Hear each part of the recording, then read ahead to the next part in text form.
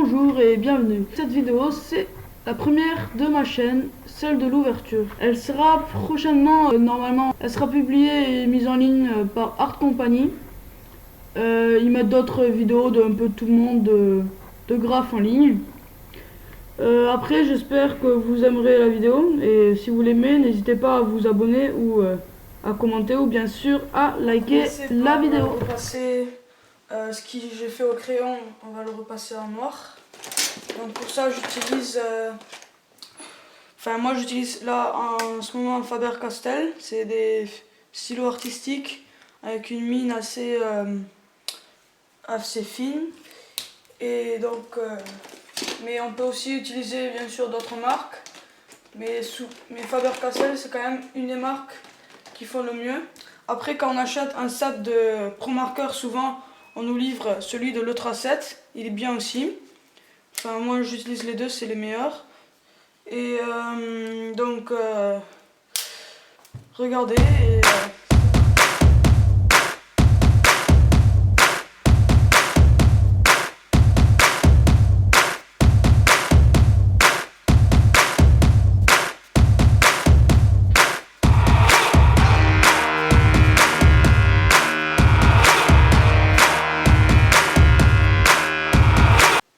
voilà, maintenant que tout est repassé au noir, on va passer à la production du 3D.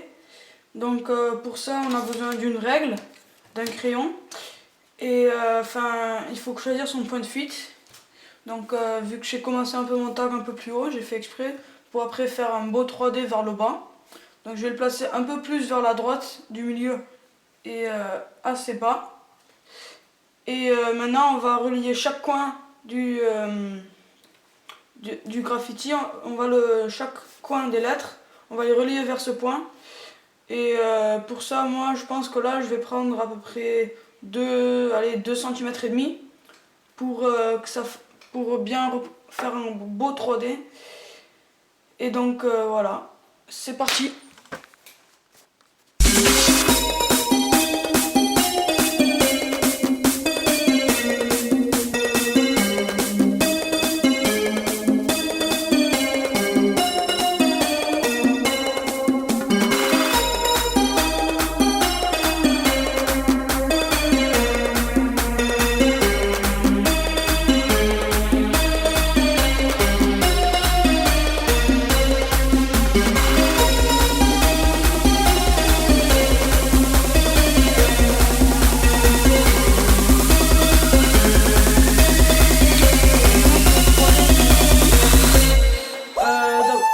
Colorier le 3D. Donc pour ça je propose de faire un dégradé en vert. Je prendrai le Pro Marker Apple, après le Pro Marker Grass et le Pro Marker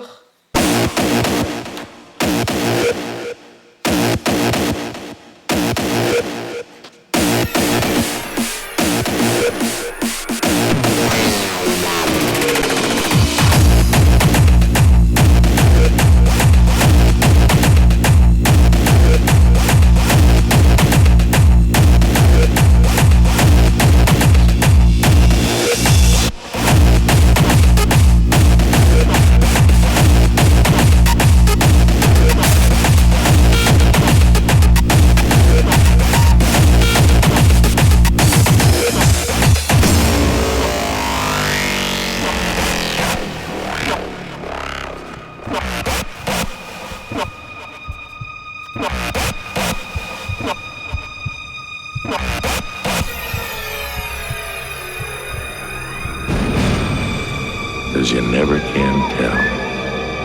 There just might be a gremlin in your house.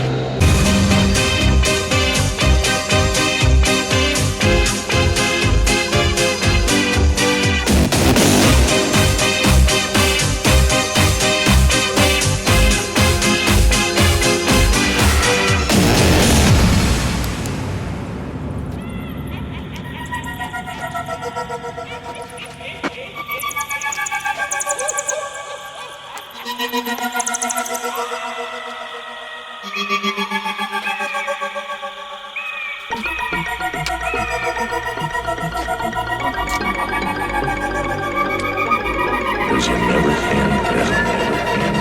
'Cause you never can tell. Never can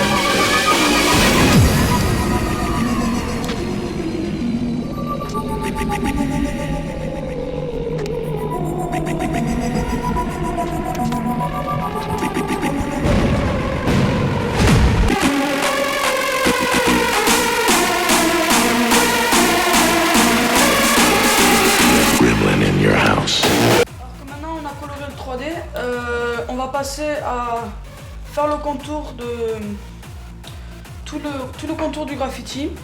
Et pour ça j'utilise un Posca d'environ cette taille et parce que c'est pas un marqueur normal, c'est un marqueur avec de la peinture. Donc le noir il est très foncé, donc ça, vous verrez que ça ressort bien.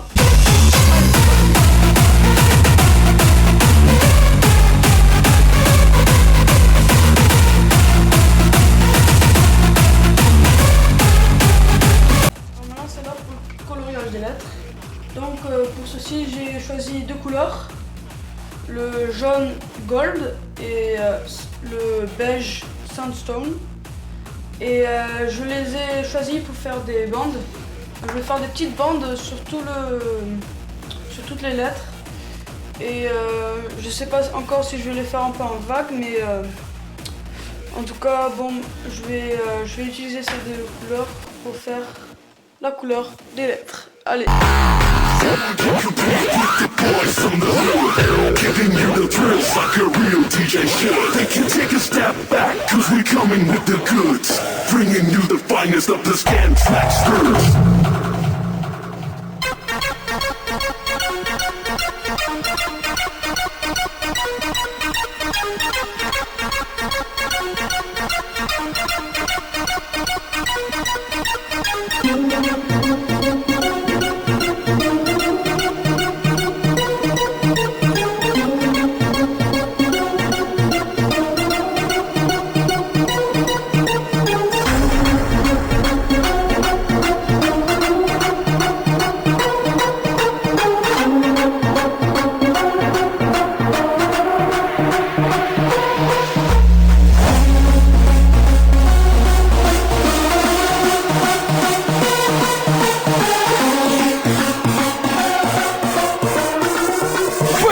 Scantrack roots.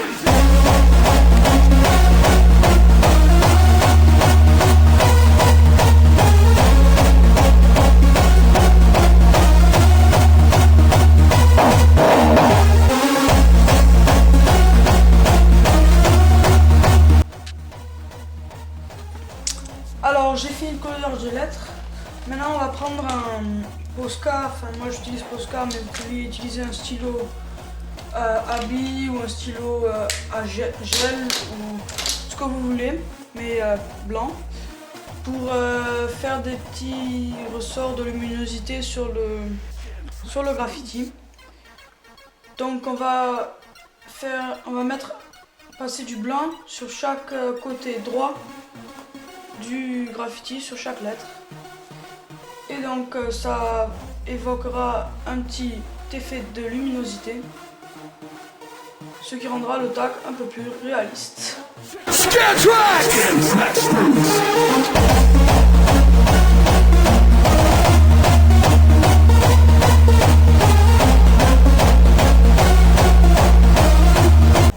Le blanc ça se voit pas très bien sur les lettres jaunes et grises, mais bon j'espère que vous voyez un tout petit peu, mais quand vous l'aurez devant vous vraiment, vous verrez que ça rend quand même un peu plus lumineux, et donc ça rend le graffiti un peu plus léger.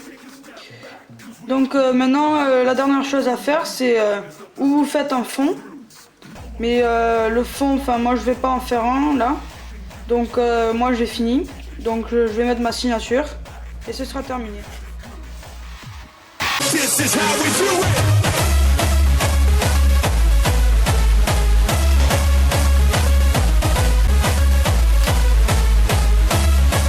Alors voici le matériel que j'ai utilisé.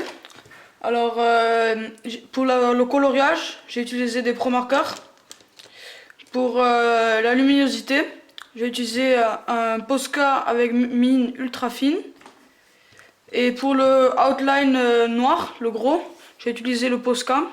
Les Posca, ils sont constitués d'encre à peinture. Donc les couleurs sont très jolies. Après, pour faire les traits noirs, quand j'ai repassé au crayon, j'ai utilisé un Faber-Castell 0,5 mm et de même un Le Tracé. Enfin, Le Tracé, c'est la marque des Pro Markers.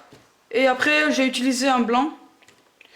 Le blanc, il est pratique pour quand on s'est gouré, quand on a fait un petit dépassage ou quand on veut faire quelque chose avec la luminosité. Enfin, c'est ce que je vais pas utiliser aujourd'hui. Mais voilà. Je vous conseille quand même pour ressortir vraiment un beau graffiti, de se procurer du matériel comme ça. Enfin, après, c'est pas vraiment obligé, mais quand vous avez quand même un bon niveau et que vous avez vraiment développé votre style, le mieux quand même c'est d'avoir du beau matos pour vraiment avoir encore de la meilleure qualité de graffiti. Bon ben j'espère que vous avez aimé ma vidéo. Donc vous pouvez vous abonner à ma chaîne ou bien sûr liker la vidéo. Et après je vous souhaite du bon courage et je vous souhaite beaucoup de réussite avec le graffiti. Bon ben à la prochaine fois quand j'aurai fait une autre vidéo.